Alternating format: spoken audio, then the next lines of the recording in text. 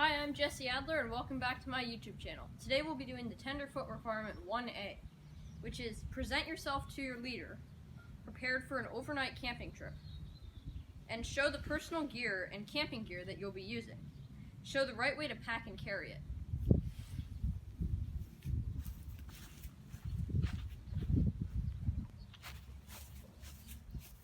So you may have noticed that I have a lot of camping gear here, and that's because we'll be going all over the camping gear that you'll need to go on an overnight camping trip.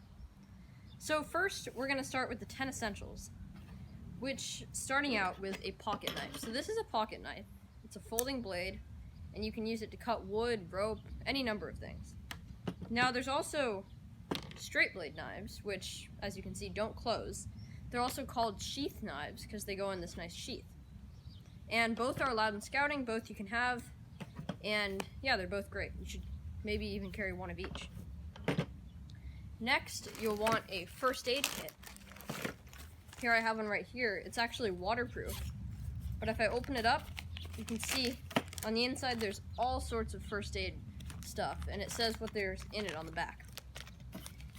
So that if you run into a problem on your scouting outing, where someone gets hurt, you can heal them quickly. Next, you'll want to bring extra clothing. Now, I don't actually have that out here, but that's going to be like warmer clothes, rain jacket, just in case the weather turned bad and you need better clothes. Rain gear is next. That's like what I just said. You'll also want water. This is very important because you can't go very long without having water or you'll die. So this is very important, almost one of the most important 10 essentials to bring. After that, you'll want a flashlight. So this is, can't really see it in the light, but it's pretty bright, and I use it on my outings.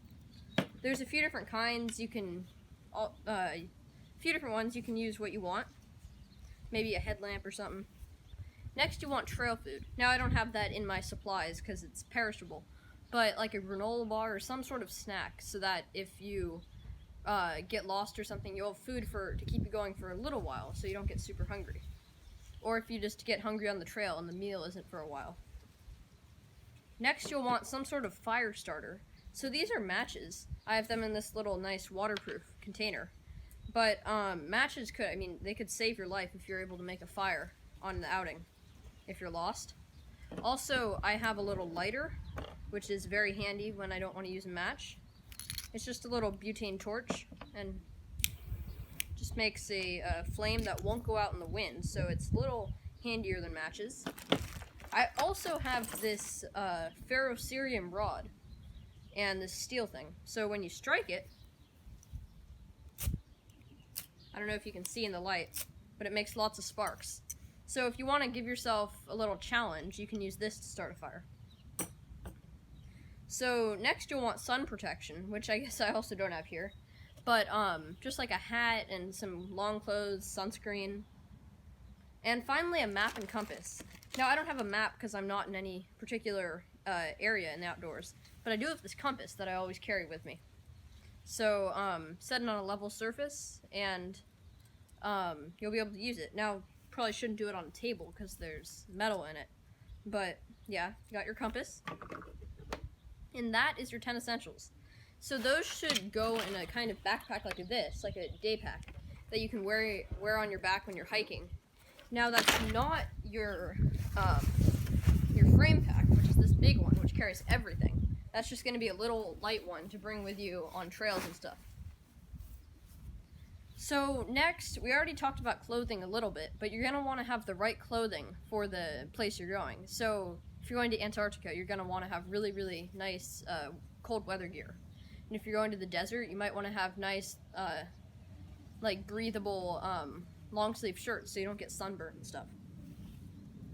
And then next for your sleeping gear, I carry this 20-degree sleeping bag with me, which means I'll be nice and comfortable even down to 20 degrees, which is below freezing.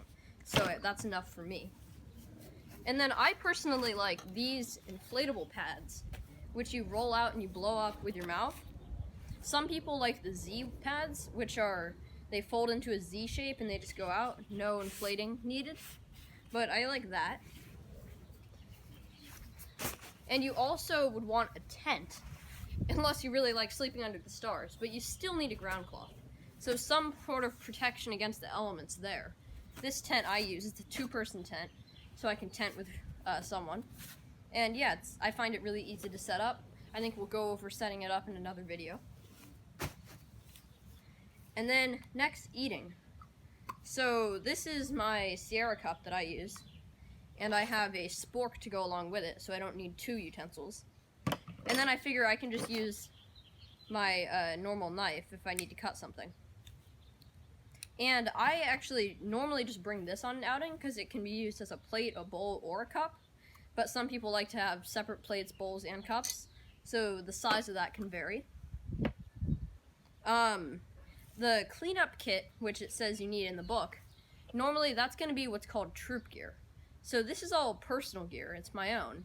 And then there's stuff called troop gear, which is going to be the stoves, everything that the troop brings. So that's going to be the stoves, the stuff for cooking food, the cleanup stuff, the soap, the bleach, everything like that is troop gear. So these are separate things. Then other personal items, like if you need medications, you should bring that.